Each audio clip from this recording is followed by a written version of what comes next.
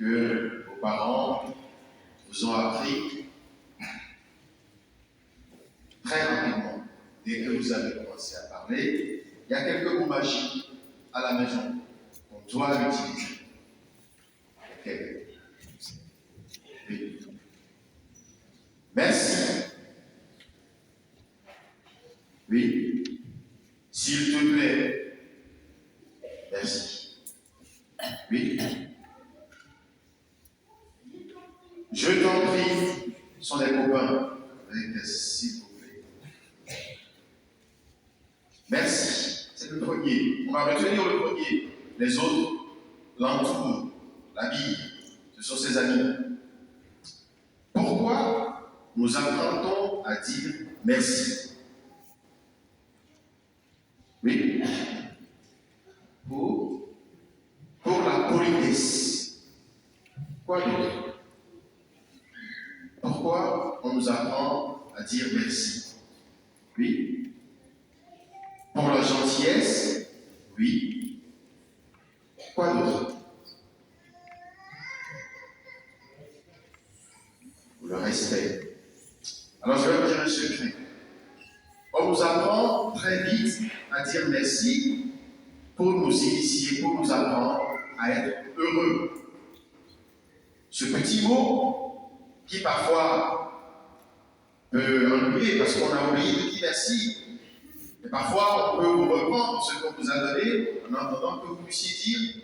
Parfois on dit reviens là, tu dis merci. Ou si c'est un tonton, un voisin, votre parrain, votre marraine, quelqu'un qui vous donne quelque chose et que vous êtes tout content et que vous vous en allez, on vous apprend à dire merci. Au fond, c'est un mot qui nous apprend à être heureux. Celui qui ne sait pas dire merci ne peut pas être heureux. Parce que certains parmi vous ont déjà voyagé, et puis on a certaines choses, on est bien, on a ce qu'il faut, on a à manger. Parfois, on n'imagine même pas qu'il y a des enfants dans le monde qui n'ont même pas ce qu'on a. On peut avoir son cadeau de Noël, on a la chance d'avoir ses parents qui nous entourent, on n'imagine même pas que c'est un bonheur. Alors, est-ce qu'on doit dire merci seulement quand on nous donne quelque chose? Non. Alors on doit dire merci encore à quelle occasion? Est-ce que quand je me lève le matin, je dis merci? Oui.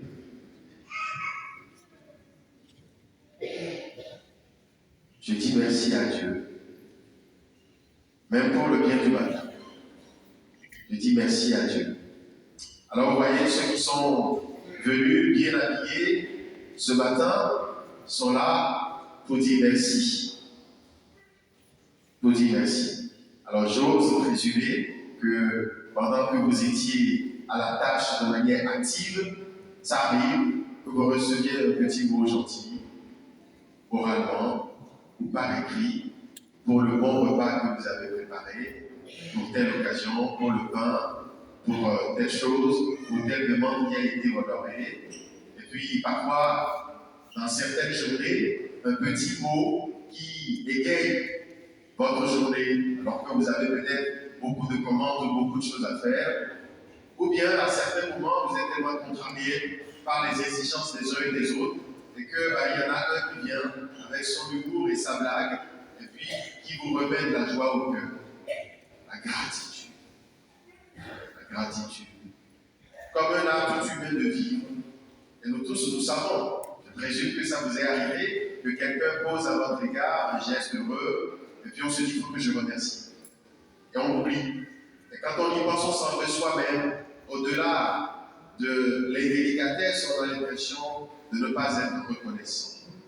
Et qu'est-ce que c'est heureux de vivre le voyage de la vie avec une mémoire remplie de gratitude, de les tenir dans son bagage de vie. Souvent, nous faisons le contraire. Souvent, nous gardons dans nos bagages de vie parfois des bagages encombrants, des visages étouffants ou nocifs, des gens parfois qui nous ont marqués de manière négative, et nous les traînons avec nous, alors même qu'il y a des visages heureux qui sont tissés à notre vie, et parfois nous pensons tellement à ces visages négatifs que nous oublions qu'il y en a d'heureux qui nous ont marqués. La gratitude. Dans la première lecture qu'on a entendue tout à l'heure, on nous parlait d'un homme puissant, grand général, Naaman, le Syrien. Ce n'est pas un croyant d'Israël. Lui, il ne fait pas partie de ce peuple-là. Ce n'est pas sa culture. Mais cet homme est confronté à une maladie et il ne peut rien pour lui-même. Et son pouvoir et son rang ne peuvent rien pour lui. Un jour, vous et moi, nous avons été confrontés à des situations où pour soi ou pour les autres, d'accompagner, il y a des aidants dans cette assemblée, d'accompagner un proche malade ou de l'être soi-même, d'avoir assez de relations, d'avoir la sollicitude de ses proches, d'avoir leur tendresse, leur amour, leur amitié, et d'être pauvre pour soi et de ressentir leur pauvreté. Cette expérience-là, elle est douloureuse. Elle est douloureuse. Nous venons de perdre dans notre paroisse une toute jeune fille du collège dont les obsèques seront célébrées mardi. Et nous prions pour elle au cours de cette messe. Qu'est-ce que l'on éprouve en face de cette situation? Garder le cœur reconnaissant, comme je disais aux enfants, est un secret de vie. Et alors, nous le voyons dans l'évangile que j'ai proclamé tout à l'heure, 10 personnes malades. Ils sont lépreux, dit-on.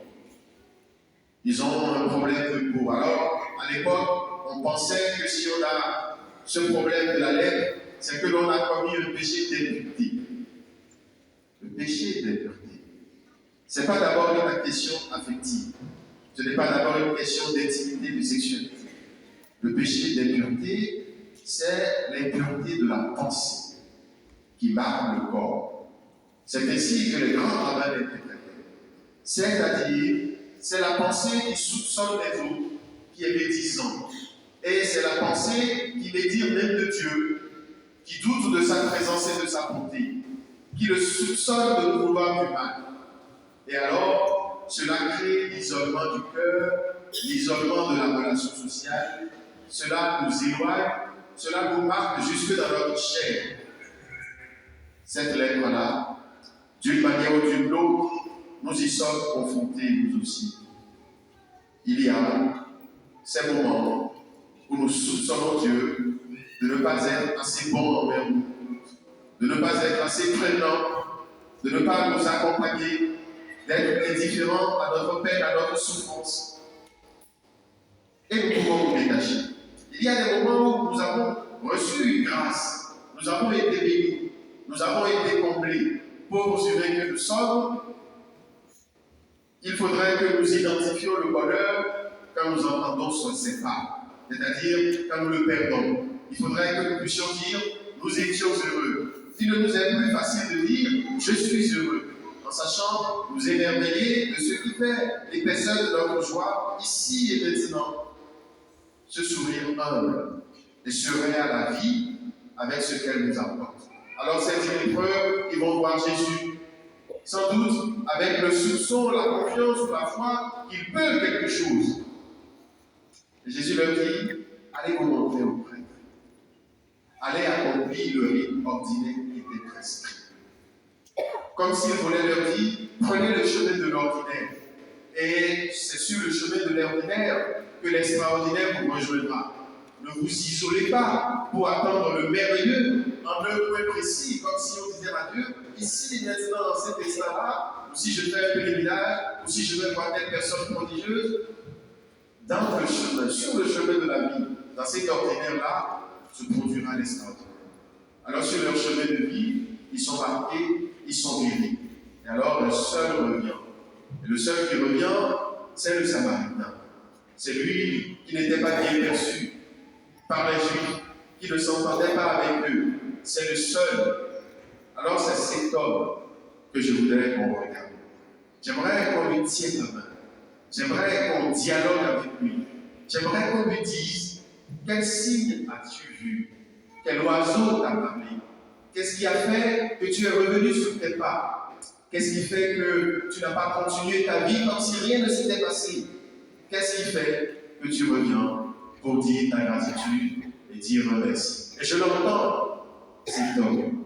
Je l'entends vous dire, il vaut mieux s'attacher au donateur qu'au bien. J'ai compris en chemin qu'il vaut mieux s'attacher à la source qu'au détail. Je comprends qu'il faut faire un demi-tour de gratitude et revenir sur les pas de celui qui donne